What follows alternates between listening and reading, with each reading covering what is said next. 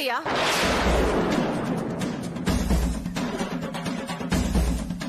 అత్తయ్య అత్తయ్య అని పిలుస్తూనే నా బిడ్డ ప్రాణాలు తీయాలనుకుంటున్నావా?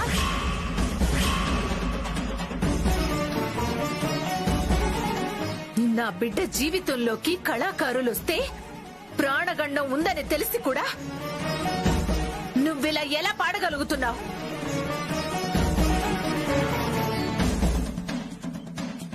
అత్తయ్య గారు, నార్మయ్,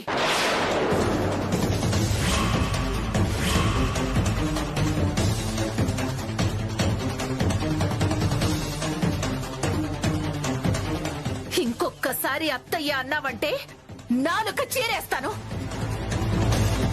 ఇంతకాలం ఎవరి వల్ల నా బిడ్డకి ప్రాణగండం వస్తుందని భయపడుతూ బ్రతికాను. కానీ ఆ మృత్యువు నీ రూపంలోనే అఖిల్ చుట్టూ తిరుగుతుందని ఊహించలేకపోయానే. ఈ క్షణం నుంచి నువ్వు నా కోడలివి కాదు.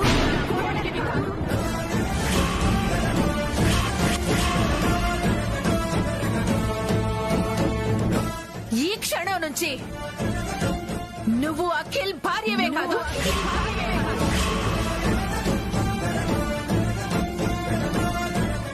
ఈ క్షణం నుంచి నీకు మాకు ఎటువంటి సంబంధం లేదు. కాదు, కూడదు. నేను ఆ ఇంటి కోడలినే. చట్ట ప్రకారం నాకు ఆ ఇంట్లో ఉండే హక్కుంది అంటావేమో. నా బిడ్డ ప్రాణాలు కాపాడడం కోసం ఎంతమంది ప్రాణాలు తీయడానికైనా నేను వెనుకాడను. గుర్తుంచుకో.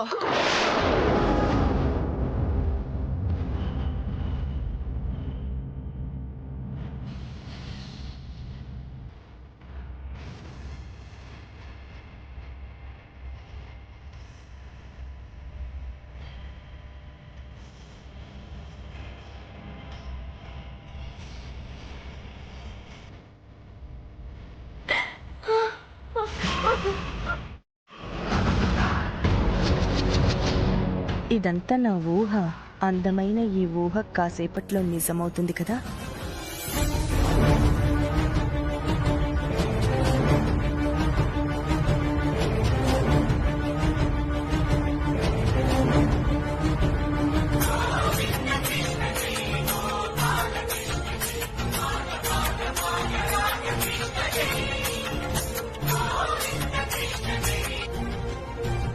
హలో అఖిల్ బాబు. హలో శ్యామ, మమ్మీ ఇక్కడికి రావట్లేదంట. ఇంక నువ్వు మమ్మీ గురించి ఏ టెన్షన్ పడక్కర్లేదు. మరి ఆదిత్య వాళ్ళు? వాళ్ళ సంగతి నేను చూసుకుంటాను కదా, నువ్వేం టెన్షన్ పడకు. నువ్వు ప్రోగ్రామ్ మీద కాన్సన్ట్రేషన్ చేయి.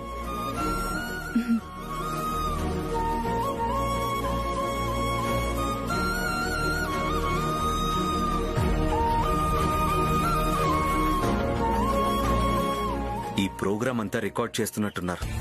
టీవీలో వచ్చిందంటే మమ్మీ కంటపడే ఛాన్స్ ఉంది. ఏం చేయాలి ఇప్పుడు?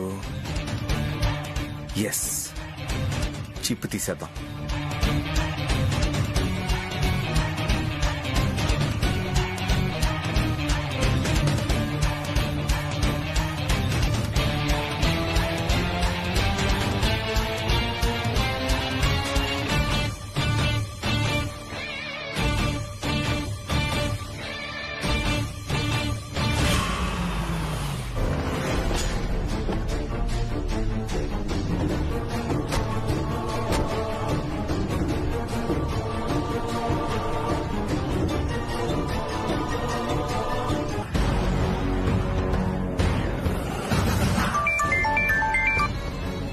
చెప్పు ఐశ్వర్య.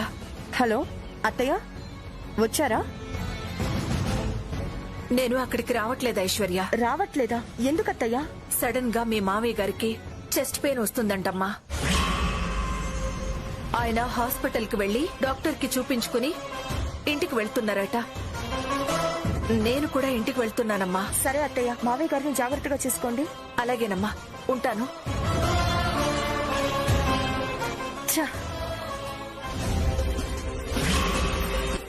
ఎక్స్క్యూజ్ మీ, చెప్పండి మేడం. లైవ్ మొదలైందా?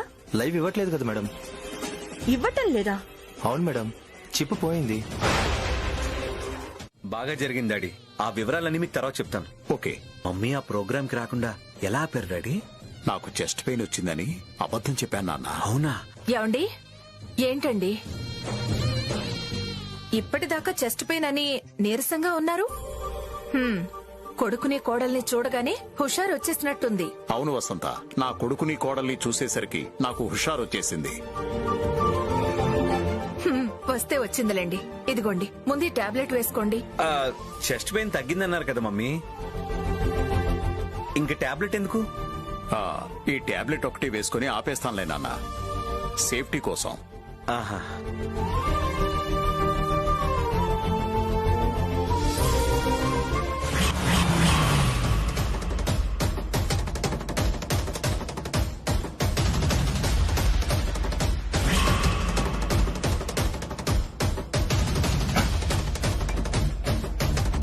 ఇంతకీ మీరు ఎక్కడికి వెళ్ళారు నాన్న? మేము సినిమాకి వెళ్ళాం డాడీ. సినిమాకి వెళ్ళారా?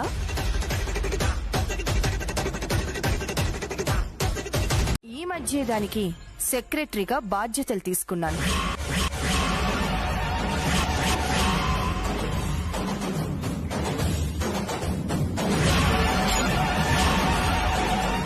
అవునా? ఆ ఫౌండేషన్ కి నువ్వు సెక్రటరీవా? అవును. అంటే వదిన ఆ ప్రోగ్రామ్ కి వచ్చిందనమాట, అక్కడ మమ్మల్ని చూసేసిందనమాట. గాడ్. ఏంటి అఖిల్ అలా చూస్తున్నావు? నేను లిటిల్ ఏంజల్ ఫౌండేషన్ కి సెక్రటరీ అంటే నమ్మలేకపోతున్నావా?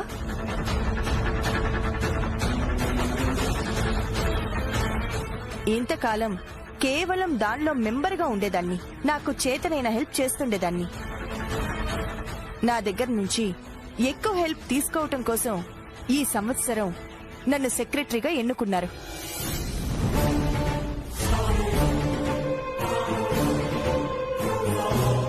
నా మీద నమ్మకంతో నన్ను సెక్రటరీగా ఎంచుకున్నందుకు నాకు చేతనైంది నేను చేయాలి కదా.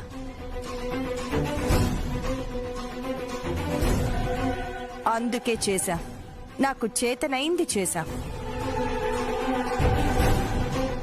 ఫండ్ రైజింగ్ కోసం కృష్ణ తెలిసే ప్రోగ్రాం అరేంజ్ చేశాను. చాలా బాగా సక్సెస్ అయింది.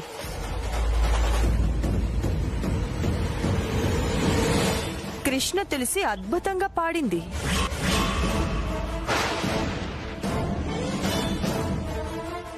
కృష్ణ తెలిసి పాట విన్న అందరూ తన్మయత్వంలో మునిగిపోయారు.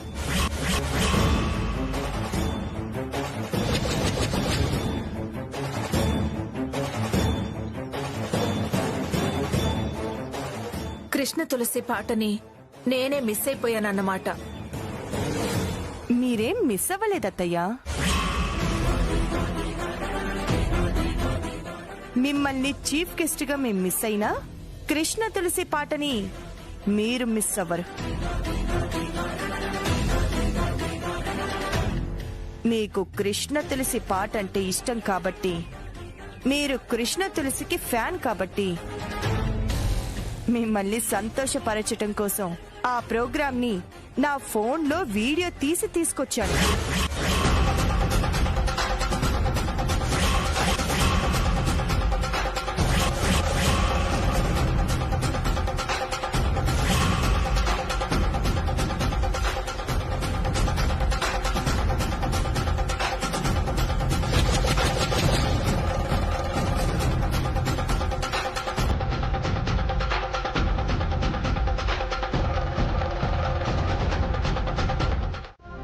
ఆ వీడియో మమ్మీకి చూపిస్తుందని భయపడుతున్నావా?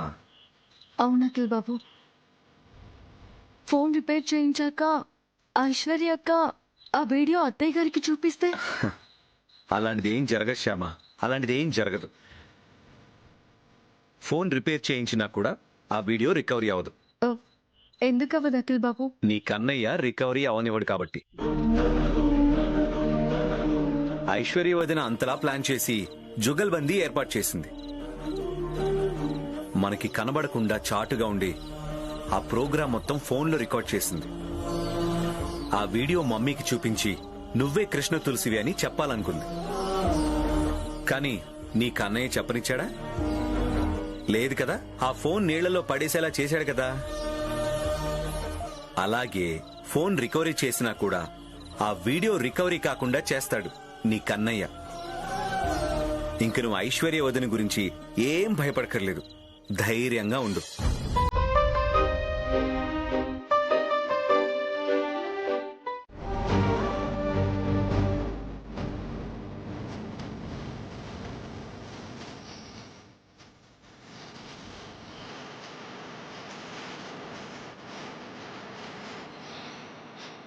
ఇప్పుడు ఎలా ఉంది నాన్న?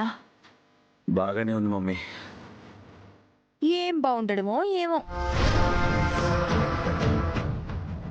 ఏదైనా షాకింగ్ న్యూస్ వింటేనే మనం తేరుకోవటానికి చాలా టైం పడుతుంది.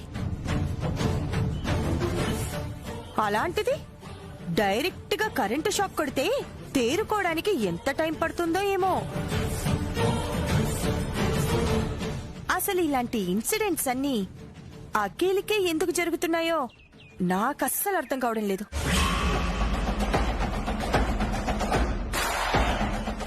మొన్న కోల్కతా వెళ్ళినప్పుడు పెద్ద గొడవ జరిగి ప్రాణం మీదకొచ్చింది.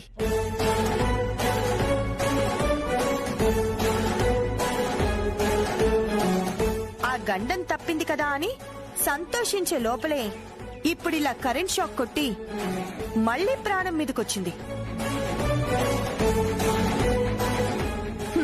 ఇలా అయితే మనం నిశ్చింతగా ఎలా ఉండగలుగుతాం?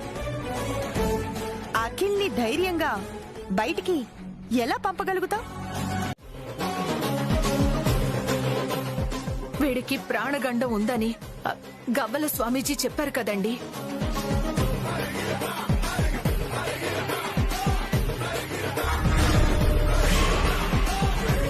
ఏం వదినా,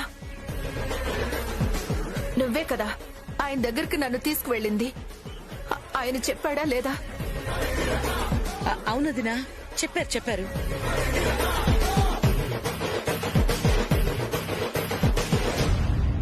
అఖిల్ జీవితంలోకి కళాకారులొస్తే ప్రాణగండం ఉందని చెప్పారు.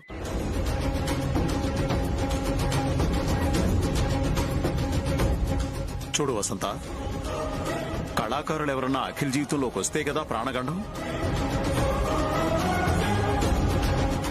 ప్రస్తుతం వాడి జీవితంలో కళాకారులు ఎవరూ లేరు కదా.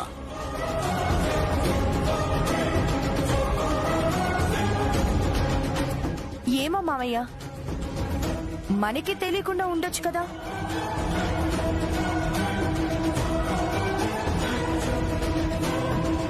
అవును, ఉండొచ్చు.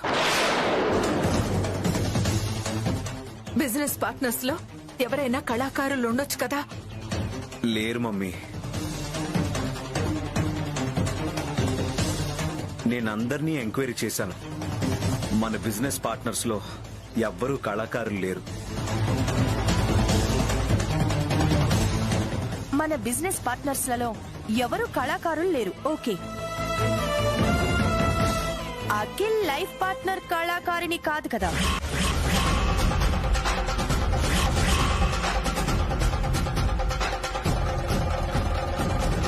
మన గవ్వల స్వామీజీ చెప్పినట్టు ఇలా అఖిల్కి మాటి మాటికి ప్రాణం మీదకెందుకొస్తుంది?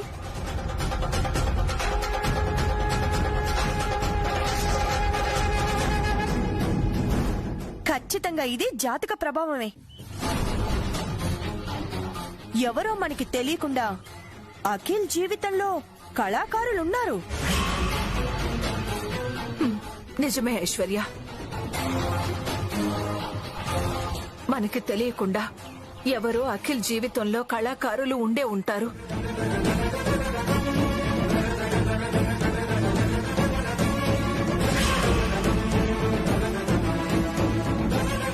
నేను కళాకారిణి అని తెలిస్తే ఇంట్లో నుంచి బయటికి పంపించేస్తారు.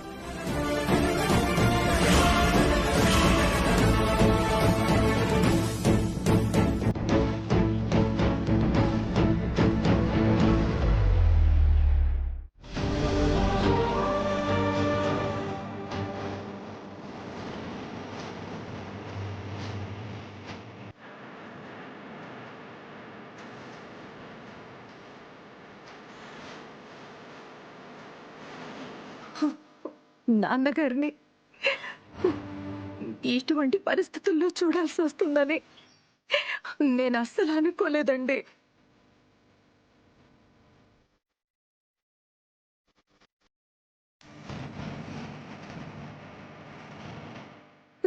గంటలో ఇంటికి వస్తున్నానని ఫోన్లో ఎంత సంతోషంగా చెప్పారో.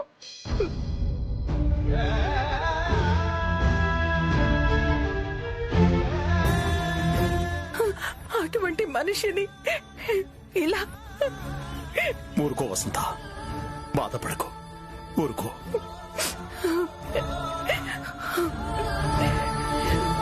మేడం, ఇక్కడ ఇలా ఏడవకూడదు. డాక్టర్ గారు చూస్తే ఊరుకోరు.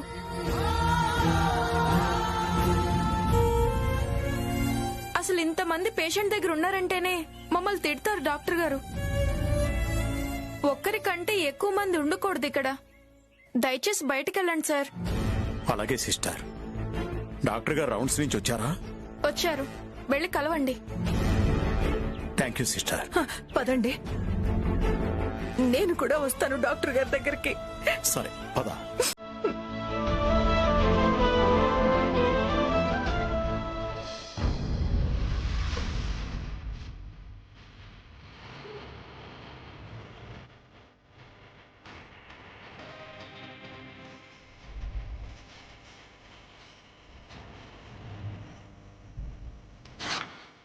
అర్జెంట్ గా వెళ్ళి ఈ ఇంజెక్షన్ తీసుకురండి. ఓకే.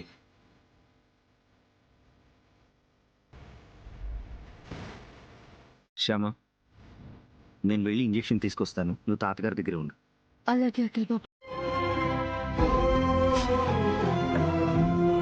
ఎందుకు స్వామి నాన్నగారికి ఇలాంటి పరిస్థితి కల్పించావు?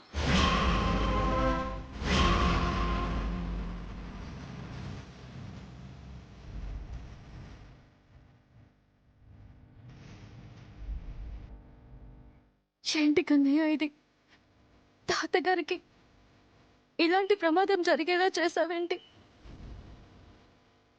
నాన్నగారు ఎంతటి దైవ భక్తులో నీకు తెలుసు కదా. ఎన్ని పూజలు చేసి ఎంత పుణ్యం మూట కట్టుకున్నారో నీకు తెలుసు కదా. అలాంటి మనిషికా ఇలాంటి గండాలు?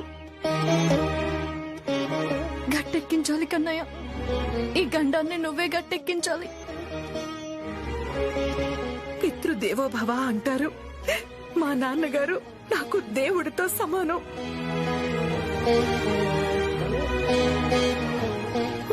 దేవుడు లాంటి మనిషి అలా మంచం మీద అచేతనంగా ఉండడం చూస్తుంటే కడుపు తరుక్కుపోతుంది స్వామి. లేవాలి, నాన్నగారు మంచం మీద నుంచి లేవాలి, నవ్వుతూ ఇంటికి రావాలి. తొందరగా తాతగారు కోలుకోవాలని ఆశీర్వదించు కన్నయ్య, తొందరగా కోలుకోవాలని ఆశీర్వదించు.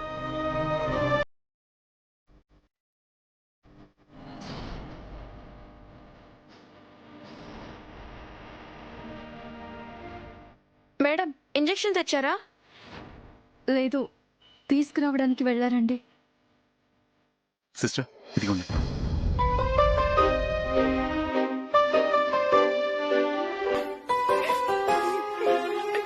ఊరుకో వసంత, ఊరుకో. సిటీలో ఉన్న బెస్ట్ డాక్టర్స్ అందరినీ కన్సల్ట్ చేస్తాను. అవసరమైతే ఫారెన్ నుంచి డాక్టర్స్ ని పిలిపించి ట్రీట్మెంట్ ఇప్పించి మావయ్య గారిని కోమాల నుంచి బయటకు వచ్చేలా చేస్తాను. నువ్వేం టెన్షన్ పడకు వసంత, నువ్వేం టెన్షన్ పడకు.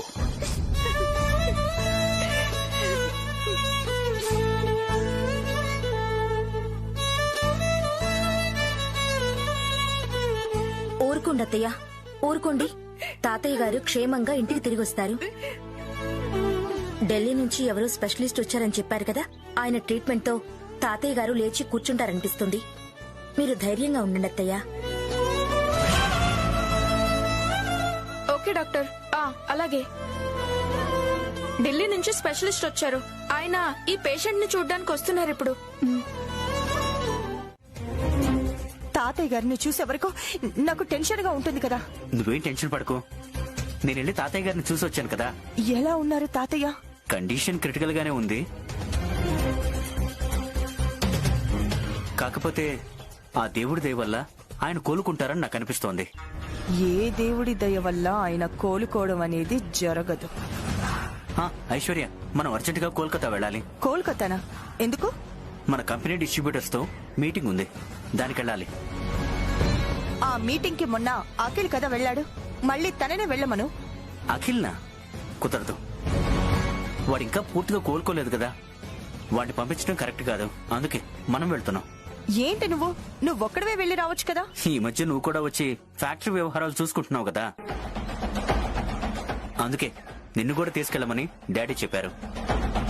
తొందరగా రెడీ అవ్వు.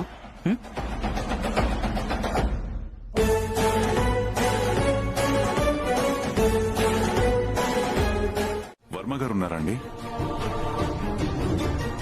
మావయ్య గారు లేరు. లేరా? ఆయనతో కొంచెం అర్జెంటుగా మాట్లాడాలండి.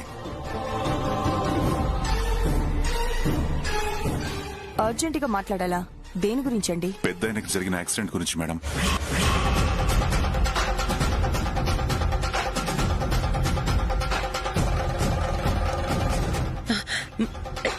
యాక్సిడెంట్ గురించా? ఏంటి మేడం, యాక్సిడెంట్ అనగానే ఆవిడేంటి అంత కంగారు పడుతుంది? అంటే ఆవిడ యాక్సిడెంట్ అనే పదాన్ని గాని మర్డర్ అనే పదాన్ని గాని వినిందంటే చాలా భయపడిపోతుందండి. ఓ గురువమ్మ, నువ్వేం టెన్షన్ పడుకో. ఎస్ఐ గారితో నేను మాట్లాడతాను కదా, నువ్వేం భయపడుకో. ఇంతకీ వర్మ గారు ఎక్కడికి వెళ్ళారండి? ఆయన హాస్పిటల్లోనే ఉన్నారండి. అవునా? అయితే అక్కడికే వెళ్లి హాస్పిటల్లో ఆయనతో మాట్లాడతానులేండి. వస్తాను.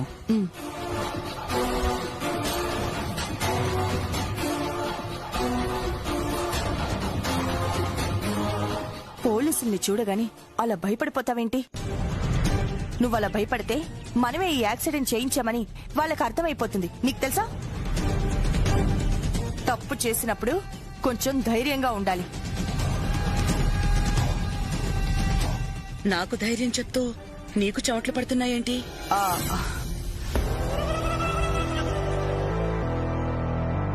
అంటే పోలీసులను చూసి నువ్వు కూడా భయపడ్డావు కదా? భయమా? నాకా?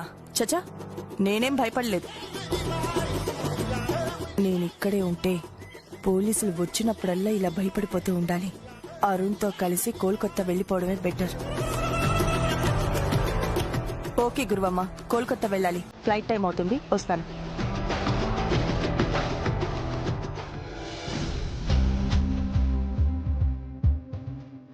ఇదేంటి, ఇందాక కలకత్తా వెళ్ళటం ఇష్టం లేదు అంది, ఇప్పుడు పోలీసులను చూడగానే కలకత్తా వెళ్ళాలి అంటూ గబగబా వెళ్ళిపోయింది. అంటే ఐశ్వర్య కూడా భయపడుతోందన్నమాట.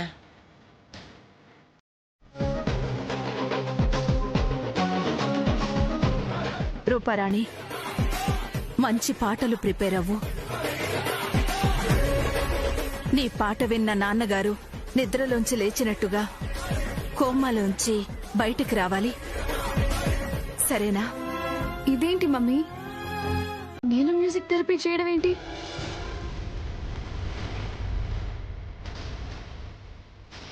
ఎలా కుదురుతుంది మమ్మీ? ఎందుకు కుదరదు రూపారాణి? నువ్వు మంచి సింగర్వి కదా, అద్భుతంగా పాటలు పాడగలవు కదా.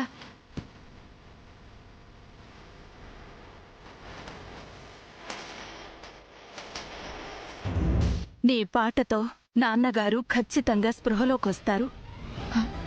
కష్టం ఆంటీ, చాలా కష్టం.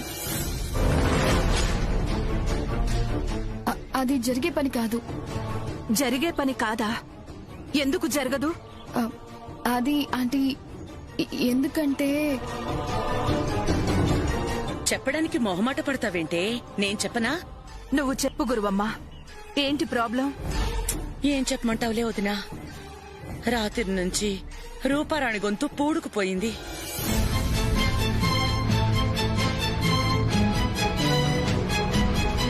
గొంతు కూడా బాగా నొప్పిగా ఉందట.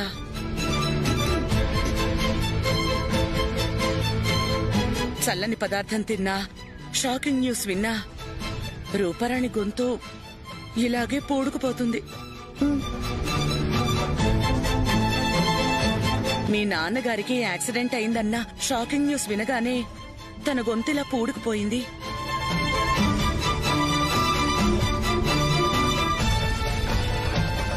అప్పటినుంచి పాపం చాలా ఇబ్బంది పడుతోంది వదినా. అతి కష్టం మీద 4 మాటలు మాట్లాడగలుగుతోంది. అలాంటి తను పాటలు పాడి మ్యూజిక్ థెరపీ చేయటం చాలా కష్టమని నా ఉద్దేశం. ఎంత కష్టమైనా సరే నాన్నగారి కోసం పాడాలి గురువమ్మ. నాన్నగారిని బ్రతికించుకోవడం కోసం పాడాలి, తప్పదు.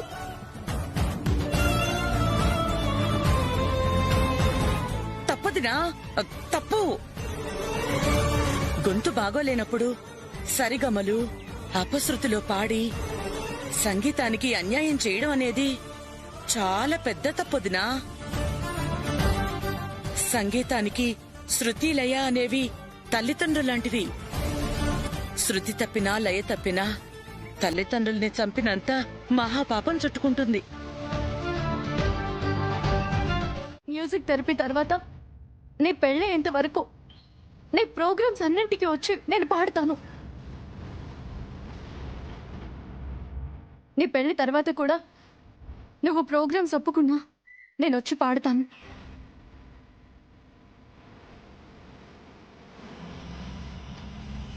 దయచేసి మ్యూజిక్ థెరపీకి ఒప్పుకొని తాతగారిని బ్రతికించండి ప్లీజ్.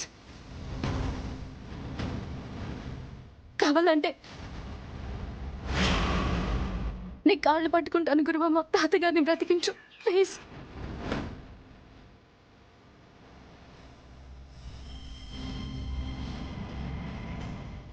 ఓకే, నువ్వింతగా కాళ్ళ బేరానికి వచ్చావు కాబట్టి మ్యూజిక్ థెరపీకి ఒప్పుకుంటున్నాను.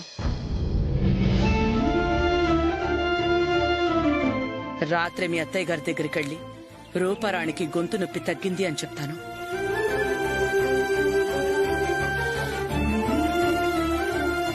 రేపు మ్యూజిక్ థెరపీ చేస్తాము అని చెప్తాను. సరేనా? Thank you Guruvamma, thank you very much. అదేంటి మమ్మీ, మ్యూజిక్ థెరపీకి పాడతానని చెప్పి ఎందుకు ఒప్పుకున్నావు? మ్యూజిక్ థెరపీ వల్ల తాతగారు స్పృహలోకి వస్తే జాతకాల పేపర్లు నువ్వు మార్చావన్న విషయం ఆయన బయట పెడతారు కదా. పిచ్చిదాన్న, ఆయన్ని కోమాలోంచి బయటికి తీసుకురావటం పెద్ద పెద్ద డాక్టర్స్ వల్లే కాలేదు, సంగీతం వల్లేమవుతుంది. శ్యామ ఎంత గొంతు చించుకుని పాడినా కూడా ఆయన స్పృహలోకి రారు. అలా మ్యూజిక్ థెరపీ అంటూ 2-3 రోజులు 2-3 పాటలు పాడినట్టుగా నటించి వర్కౌట్ కాలేదని చెప్పి మనం వదిలేస్తాం. శ్యామ మనకి మాట ఇచ్చింది కాబట్టి లైఫ్ లాంగ్ శ్యామ నీకు గోస్ట్ సింగర్ గా పాడుతూనే ఉంటుంది.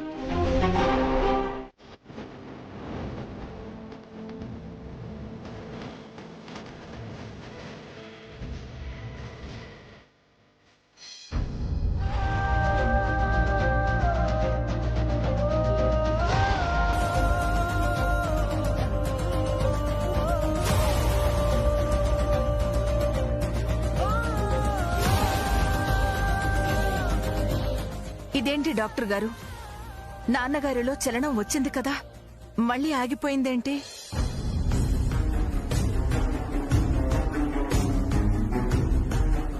ఒక్కోసారి అలాగే జరుగుతుందమ్మా. ఆ అమ్మాయి పాడిన పాట ఆయన బ్రెయిన్ లో కొద్ది కొద్దిగా కదలిక తీసుకొచ్చింది. అలా మెల్లిగా కదలికలు మొదలై ఉన్నట్టుండి ఒక్కసారిగా ఆయన కోమాలోంచి బయటకొచ్చే అవకాశం ఉంది.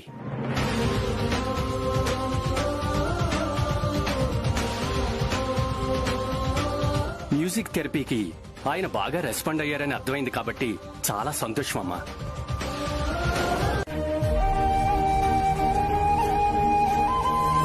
జరిగింది చెప్పు మమ్మీ. హలో ఐశ్వర్య.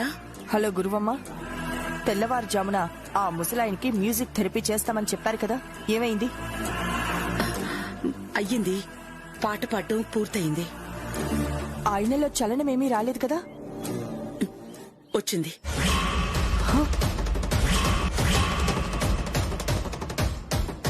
వచ్చిందా? అవును. ఆయన సంగీతానికి రియాక్ట్ అవుతారని నేను అనుకోలేదు. అవునా? ఆయన రియాక్ట్ అయ్యారా? అదే కదా మా టెన్షన్. ఇలా కొన్ని రోజుల పాటు మ్యూజిక్ థెరపీ పేరుతో శ్యామ పాటలు పాడింది అంటే ఆయన లేచి కూర్చుంటాడనిపిస్తోంది. అసలు తప్పంతా మీది. శ్యామ వచ్చి బ్రతిమాలగానే మ్యూజిక్ థెరపీకి ఒప్పుకొని మీరు చాలా పెద్ద తప్పు చేశారు. అంటే ఇలా జరుగుతుందని నేను ఊహించలేదు కదా ఐశ్వర్య. ఊహించాలి. ఇలాంటి ముప్పులు ముందుగానే ఊహించాలి. ఆ ముప్పులు రాకుండా తప్పించుకోవాలి. అసలు నేను అక్కడ ఉన్నట్టయితే మీరు మ్యూజిక్ థెరపీ చేయడానికి ఒప్పుకునేదాన్నే కాదు. ఇప్పుడు ఆ ముసలైనా మ్యూజిక్ థెరపీకి రెస్పాండ్ అయి లేచి కూర్చుంటే ఏంటి పరిస్థితి? కావాలని ఏదో వెహికల్ రాంగ్ రూట్ లో వచ్చి మా కార్ని గుద్దిందన్న నిజం ఆయన చెప్తాడు కదా. దాని మీద పోలీస్ ఎంక్వైరీ మొదలవుతుంది కదా. అప్పుడు మన బండారం అంతా బయటపడుతుంది కదా. దాంతో పాటు నువ్వు అఖిల్ జాతక చక్రం మార్చావన్న విషయం కూడా బయటపడుతుంది. అదే నాకు భయంగా ఉంది ఐశ్వర్య. నువ్వే ఏదో రకంగా ఈ గండం నుంచి బయటపడేయాలి.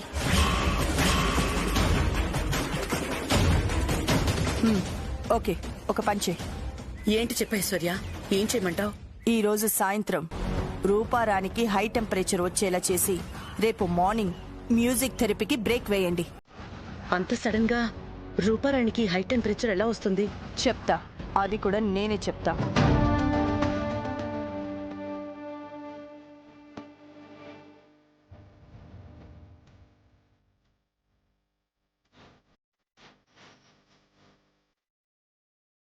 దాంతో మ్యూజిక్ థెరపీ క్యాన్సిల్ అవుతుంది. అర్థమైందా? అర్థమైంది ఐశ్వర్య, అర్థమైంది.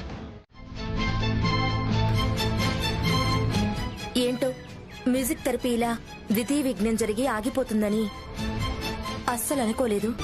ఆగిపోకూడదు. నాన్నగారికి మ్యూజిక్ థెరపీ ఎట్టి పరిస్థితుల్లోనూ ఆగిపోకూడదు. రూపారానికి ఇలా ఉంటే మ్యూజిక్ థెరపీ ఎలా జరుగుతుంది అత్తయ్య గారు? ఎలాగోలాగా జరగాలి వైదేహి. ద్వితీయ విఘ్నం మాత్రం జరగకూడదు. మమ్మీ, నువ్వేం టెన్షన్ పడకు. ద్వితీయ విఘ్నం జరగదు, మ్యూజిక్ థెరపీ జరుగుతుంది. అలా ఎలా జరుగుతుంది అఖిల్? ఇంత జ్వరంతో? డాక్టర్ని పిలిపిస్తాను, ట్రీట్మెంట్ చేయిస్తాను. సాయంత్రానికల్లా ఫీవర్ తగ్గిపోతుంది. రేపు తెల్లవారుజామున పాట పాడుతుంది.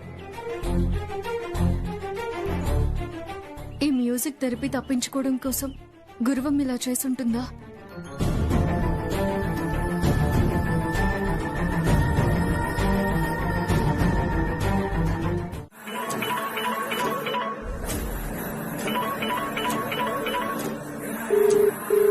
హలో ఐశ్వర్య గారు, మీ అమ్మ ఇక్కడ ఫోన్ లిఫ్ట్ చేయడం లేదు. తన గుడికెళ్తానని అబద్ధం చెప్పి బయట తిరుగుతోంది. తను బయటుండి నాతో డ్రామా ఆడిస్తోంది. మరి ఫీవర్ డ్రామా సక్సెస్ అయిందా? సూపర్ సక్సెస్ అయింది. అంత టెంపరేచర్ ఉండేసరికి అందరూ కంగారు పడిపోయారు.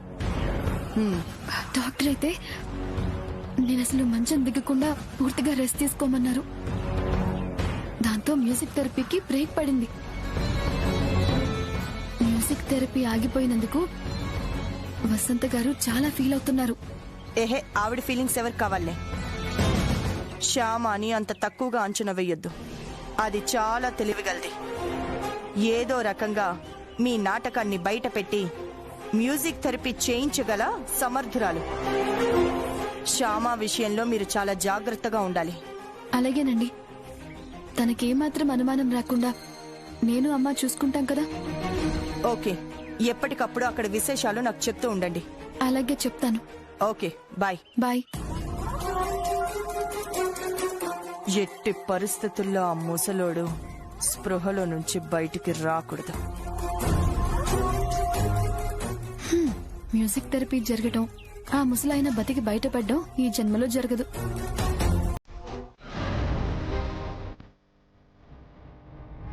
ఎంత ప్రయత్నం చేసినా రూపారాణికి జ్వరం తగ్గలేదు. ఒకవేళ తెల్లవారుజాముకి జ్వరం తగ్గినా కూడా పాట పాడే పరిస్థితుల్లో తను లేదు.